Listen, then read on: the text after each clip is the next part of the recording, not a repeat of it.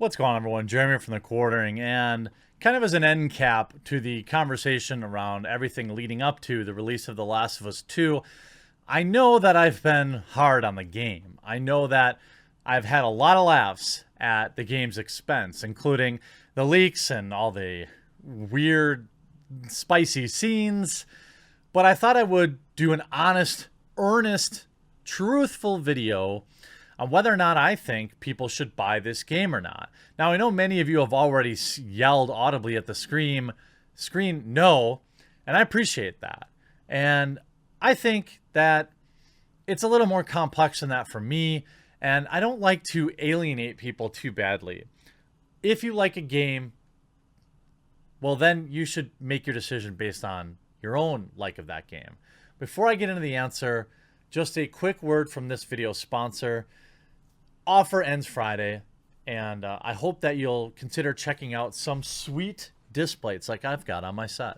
This video is sponsored by Displate. They're high quality prints on metal. They come in matte, they come in glossy finish. They mount super easy magnetically to your wall, which allows you to swap them in, swap them out, and always keep your art on the wall new and fresh. Make sure to click the link in the description or the pinned comment below to activate your 25% off discount. Displate has everything: Star Wars, Marvel, DC, The Witcher, Cyberpunk 2077, and you all went hard last month picking up your Displates, so they gave me another promo for this month. Go check it out, save 25%. The deal is only good till Friday. Send me your pictures, tweet your Displate art to me on Twitter, and maybe I'll do some giveaways of all of the ones that I've obtained. Thanks so much, and get your Displate today. I think there are two schools of thought here with whether or not to purchase The Last of Us 2. First of all, if you like the first game, you're already highly inclined to want to purchase the second one, I'm sure. Large sections of the video game community, I've talked about this many times in my videos, but most people that play video games don't watch YouTube videos about video games. Most people that play video games don't sit on Twitter all day talking about video games.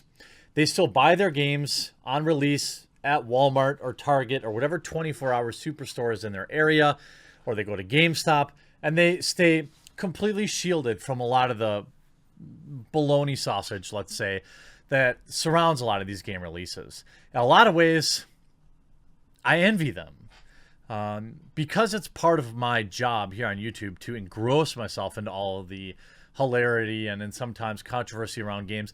It does taint them for me. It does ruin things for me. It ruined World of Warcraft for me. I was sitting there last night, still missing playing the game, and really reconsidering starting up the game again. And then I just kept thinking about Blitzchung. And I kept thinking about what a sellout I would be if I said all that stuff and then I continued to give Blizzard money. But that stinks too, you know? I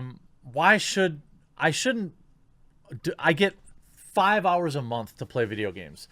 Why not play the one I really like?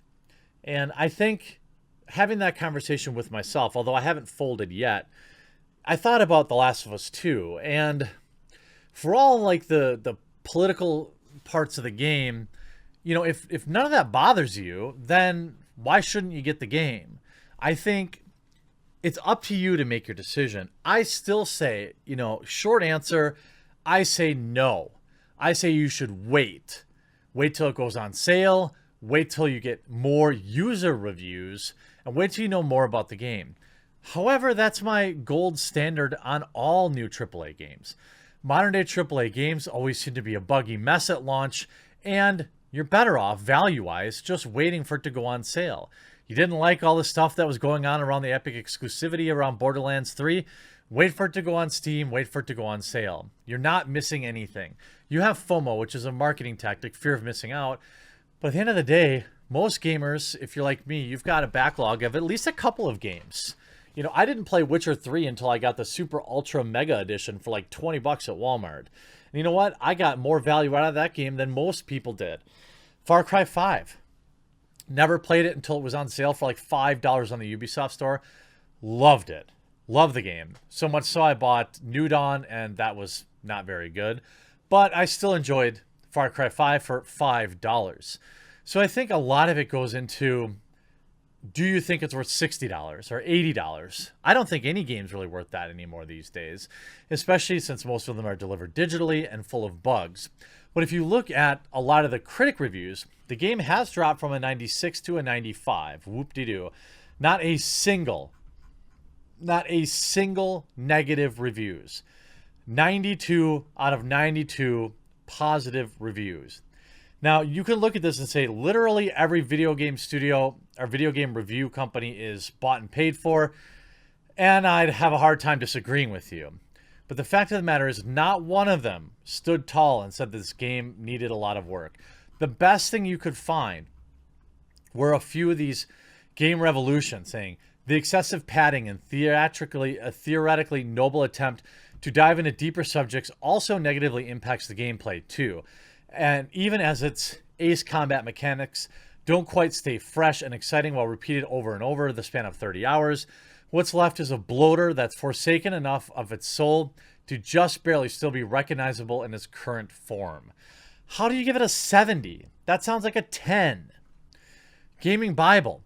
As a video game sequel, it ticks all the boxes of being bigger and better with more things to say. But as a story, as an experience following the most critically acclaimed tales ever told in the medium, it sits uncomfortably on the knife's edge, waiting for passage of time to pull one way or another. 70. IGN Japan. It tries too hard to differentiate itself from its predecessor.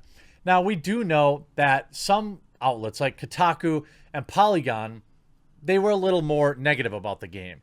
You know, The Last of Us 2 depicts individual people who are instead ruthless, capable, and yet self-absorbed, and whose perception of violence is limited to how it affects them and their chosen family members. They are almost unbelievably unable to see the bigger picture. Part 2 ends up feeling needlessly bleak at a time when nihilistic worldview has perhaps never been less attractive. Its characters are surviving, but they're not learning, and they're certainly not making anything better. Maybe the most surprising thing of The Last of Us Part 2 offered me was the surety that while the game was made with great skill and craft, we are actually much, much better than Naughty Dog thinks we are. That review is simply based almost exclusively on the narrative. It doesn't talk about gameplay. It doesn't talk about, a lot of other stuff. The AV Club. The sequel has more false stops than Return of the King and is an operatic and downright biblical finale. It begins to flirt heavily with pure bombast and with its self-seriousness as overgrown as any bloater. But it's usually smart to bet on Naughty Dog sticking the landing, and Part 2 invests so heavily in these characters, but new, especially old, that by the time the actual ending finally arrives, it's gutting in a wholly different way than the originals. I mean, all the negative reviews are from sites that don't give scores anymore. Vice.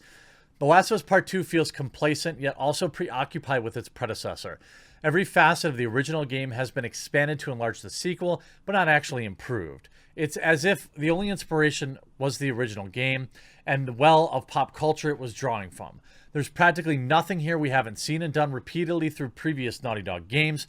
It sets out to surpass its predecessor, but only as meaningful contrast between them is its even more oppressive bleakness and violence. It digs two graves, fills them with blood, and then just wallows in them. I mean, it seems like people are giving it negative because it's too brutal, or whatever the case may be. But ultimately, if you made it this far, here's what I say and what I've always said. I learned my lesson with Fallout 76. I endlessly memed on the game, completely ignoring the fact that there were still hundreds of thousands of people that really enjoyed it. And the game has come around, and those people are enjoying it even more.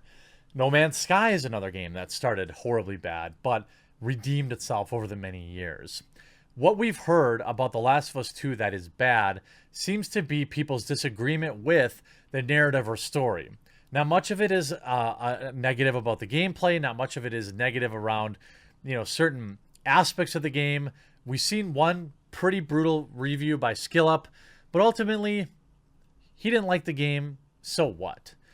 If you like the game and you're genuinely excited for it, you shouldn't let negative coverage of the game kind of sway you from that. And most importantly, you shouldn't feel bad about liking a game. I've talked about this before, where one of my viewers actually ran into me in public and was genuinely torn. He felt like if he bought The Last of Us 2, that he was going to be, I think he said, a simp or something like that, or a cuck or something like that.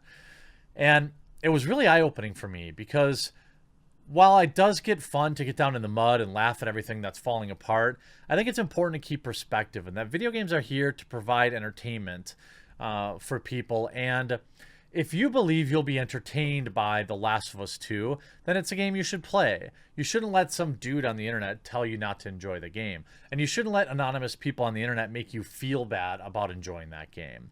You can enjoy a game and embrace all of its quirks and negative things. Look, I loved Red Dead Redemption 2. I don't think that's a 96 out of 100 game. The gameplay is dated, clunky, but the story is like a 10 out of 10 for me. And so there are a lot of memes about Red Dead Redemption that I accept, but I still enjoy the game. I talk about this with movies all the time. I've used this example. If you're a deep lore fan of my channel, I use this example all the time. I loved Paul Blart Mall Cop. I loved The Last Holiday with Queen Latifah. I like a lot of just bad movies, and so what? If you enjoy it, who cares? Enjoy the things you want to enjoy, and don't let the negativity of online get at you too bad. Hope you enjoyed this video. Hope you enjoy your night or day tomorrow. We'll talk to you again real soon.